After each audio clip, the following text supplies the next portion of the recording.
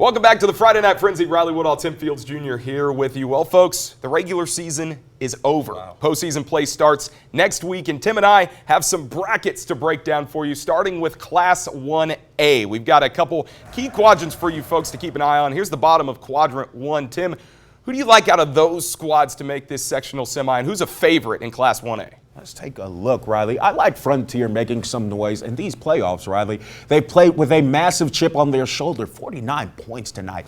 This year, our athlete of the week, Aiden Justice, is leading the charge, and I think he leads them to not only a sectional championship, they're also my dark horse for state title in 1A this year. Falcons are flying this year, that's for sure. Over to the bottom of Q3, looks a little bit different. Sheridan and Clinton Prairie get a first-round bye. Clinton Central and Cloverdale will square off. The winner will face Tindley in the semis. Over to the Class 2A sectional bracket, lower part of Quadrant 1, once again. Got some competitive matchups in this one, partner. LCC taking on Seeger in that Week 1 rematch. Patriots won that one. Up top, Delphi versus Southmont. Mounties on a roll this year. Tim, who's making the next round? Well, Riley, I think LCC will shock everyone and beat Seeger. The Knights have had a difficult season, but I think everything is clicking for them at the right time. Give me LCC avenging that loss and Southmont making it to the next round.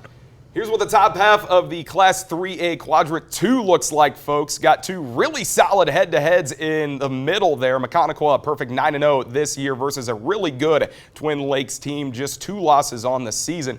Western West Lafayette rematch of that Week 6 game. Panthers took it by 2 scores. Tim, out of those 8, who moves on? Well, Riley, give me Northwestern, Maconaquah, West Lafayette, and Frankton. Like you mentioned, Riley, Maconaquah has been dominant in 3A, going undefeated. Northwestern should beat 2-6 Peru handily. And with West Lafayette getting some key players back, I think they revenge that Week 6 loss. Real quickly, let's touch on the bottom half of the Class 4A Q2. Frankfort with the bye, Lebanon versus Culver Academies, Muncie Central, Marion, Huntington North, Logansport. Tim, do you think these teams are in the semi that are going to the semis are pretty clear? Yeah, I think they are, Riley. Lebanon has a great quarterback in Chris Hill. I think with his leadership and his playmaking ability, he leads them to a victory over Culver Academy. Now, Muncie Central scored big points against Jeff tonight, 21. I think they beat Marion. It give me Logansport beating Huntington to advance.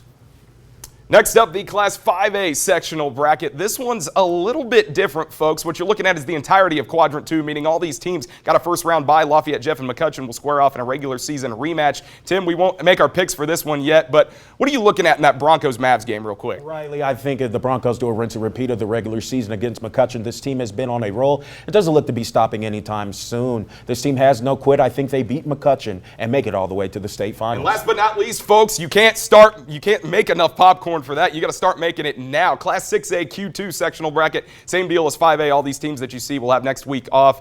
Tim, you know a little something about the 6A tournament. I imagine all these games are going to have a big fight feel to them. Yep, 6A, the big dogs bring Unk back to the high school days. I've got Zionsville, Carmel, Homestead, and Fishers advancing, but Riley beating Carmel in the 2015 state championship will always have a special place in my heart. I would imagine so. Those memories never go away. That's going to do it for the Friday Night Frenzy, folks. Thanks for joining us.